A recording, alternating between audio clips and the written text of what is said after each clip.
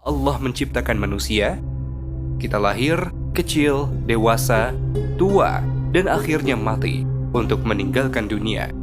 Sering kita habiskan waktu hanya dengan makan, minum, tidur, dan bersenang-senang. Padahal, ada tujuan dari penciptaan kita hidup di dunia.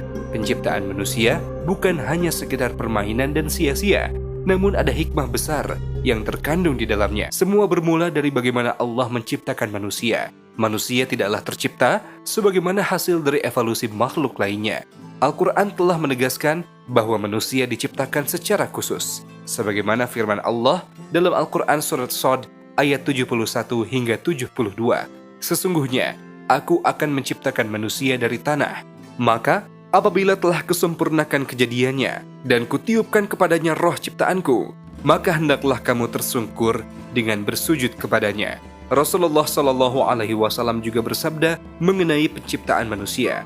Sesungguhnya, seorang dari kalian dikumpulkan penciptaannya dalam perut ibunya selama 40 hari dalam bentuk nutfah atau air mani, kemudian menjadi alaqah atau segumpal darah, kemudian menjadi mudghah atau segumpal daging. Lalu seorang malaikat diutus kepadanya untuk meniupkan ruh di dalamnya dan diperintahkan untuk menulis 4 hal, yaitu rezekinya, ajalnya, amalnya, dan celaka atau bahagianya.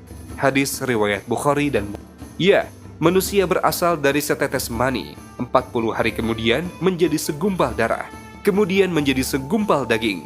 Barulah di hari ke-120, Allah Subhanahu wa Ta'ala menciptakan daging yang bertulang, dan Dia memerintahkan malaikat untuk meniupkan ruh padanya serta mencatat 4 hal tadi. Ruh adalah sesuatu yang membuat manusia hidup, dan ini sepenuhnya urusan Allah. Allah berfirman dalam surat Al-Isra ayat 85, dan mereka bertanya kepadamu Muhammad tentang ruh. Katakanlah, ruh itu termasuk urusan Tuhanku, dan tidaklah kamu diberi pengetahuan melainkan sedikit. Sahabat MK, mengenai penciptaan manusia ini berkaitan juga dengan iman kepada takdir. Allah telah mentakdirkan segala sesuatu sejak 50.000 tahun sebelum diciptakannya langit dan bumi.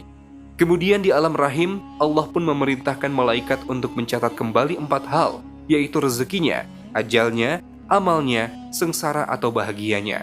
Tentang rezeki, Allah yang Maha Pemurah telah menetapkan rezeki bagi seluruh makhluknya, dan setiap makhluk tidak akan mati apabila rezekinya belum sempurna. Berkaitan dengan ajal, Allah Maha Kuasa untuk menghidupkan makhluk, mematikan, dan membangkitkannya kembali.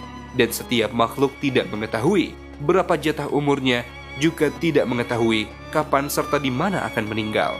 Amalnya, Allah Subhanahu wa Ta'ala telah mencatat amal-amal setiap makhluknya, baik dan buruknya. Akan tetapi, setiap makhluk Allah pasti akan beramal, amal baik ataupun amal buruk.